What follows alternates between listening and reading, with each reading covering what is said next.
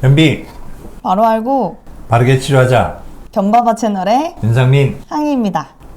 반갑습니다. 우리 항희 인사하세요. 안녕하세요. 우리 마스코트 항희가 이번 화부터 저희를 도와주기로 하였습니다. 원장님, 지난 시간에 말씀하셨던 변비 좋아지게 하는 방법 너무 궁금해요. 방법 좀 알려주세요.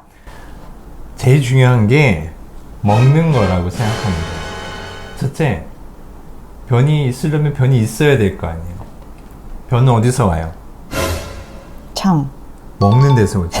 안 먹는데 어떻게 변이 생기겠어, 그죠? 변은 먹어서 생기는 거예요. 내가 요만큼 먹었어요. 내가 요만큼 먹으면은 변이 이렇게 많이 나오는 게 이상한 거예요. 내가 이만큼밖에 안 먹으면 변은 요만큼밖에 안 생겨요. 그러면 대장을 변이 다 차서 나오려면 얼마나 걸리겠어요? 장 사진 한번 보여주세요.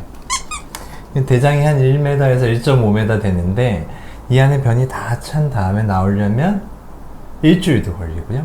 길면 2주일, 한 달도 걸릴 수가 있는 거죠. 변이 있어야지 나온다. 그럼 무조건 많이 먹는 게 아니고 변이 될 만한 걸 먹어야겠네요? 뭘 먹는지도 되게 중요해요. 밥이라든가 빵, 면, 고기 같은 건 몸에서 다 흡수가 돼버려요. 그래서 변으로는 거의 남지가 않죠. 내가 밥을 한 그릇을 먹든 두 그릇을 먹든 변의 양은 거의 비슷한 거예요. 내가 나이 드셔서 이제 챙겨 먹기가 힘든 분들은 밥, 국만 좀 떠 먹어요. 그러면 변이 될 게 없겠죠. 젊은 사람들 빵, 과자 같은 거 못 먹어요. 밀가루 음식만. 변이 될 게 없는 거죠. 그럼 무조건 많이 먹는 게 중요한 게 아니고 변이 될 만한 걸 먹는 게 매우 중요하겠네요. 맞아요. 그게 바로 식이섬유예요. 식이섬유는 우리 몸에서 흡수되지 않고 장 안에 남아서 변을 만들고요. 주위에 있는 물을 흡수해서 변을 더 크고 부드럽게 만드는 거죠. 하지만 물을 너무 많이 먹는다고 해서 변이 물러지는 건 아니에요. 대부분의 물은 소변으로 빠지기 때문에 그렇죠. 그래서 변비를 이기는데 물의 양은 물론 중요하지만 어느 정도 이상을 지나가면 더 이상 변비를 이기는데 도움이 크게 되진 않아요. 그 다음부터 더 중요한 거는 이제 식이섬유라고 생각을 하시면 돼요. 그러면 식이섬유를 많이 먹으면 수분이 많아져서 설사처럼 되면 어떡하죠? 맞아요. 그럴 수 있어요. 식이섬유 중에서도 특히나 수분을 더 저류한다고 하죠. 몸에서 있는 물을 흡수해서 장 안의 물을 더 많이 포함하게 하는 그런 성분들이 있을 수 있어요.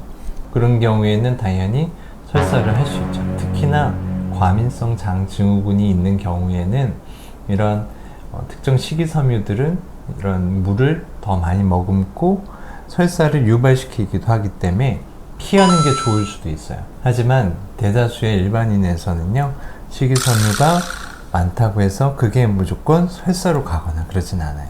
오히려 충분한 식이섬유와 물을 먹었을 땐 변의 양이 너무 많아서 하루에 부드럽고 큰 변을 계속해서 보게 되는 일은 벌어질 수 있겠죠.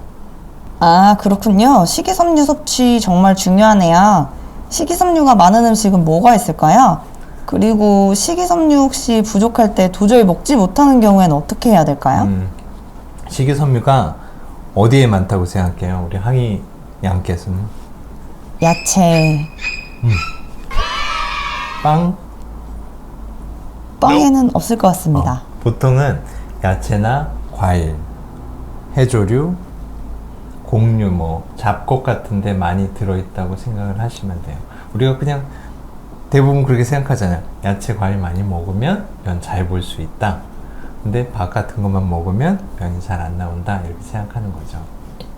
식이섬유를 이렇게 챙겨 먹어야 되는데 야채 같은 거 잘 챙겨 먹지 못하는 경우가 많아요. 이제 저희 환자분들도 나이 드시면 식사를 자기가 이렇게 다 챙겨 드시기가 되게 힘든 경우가 많아요. 특히 야채 반찬 같은 경우는 어때요? 손이 훨씬 많이 간단 말이에요. 잘 안 챙겨 먹을 수밖에 없어요.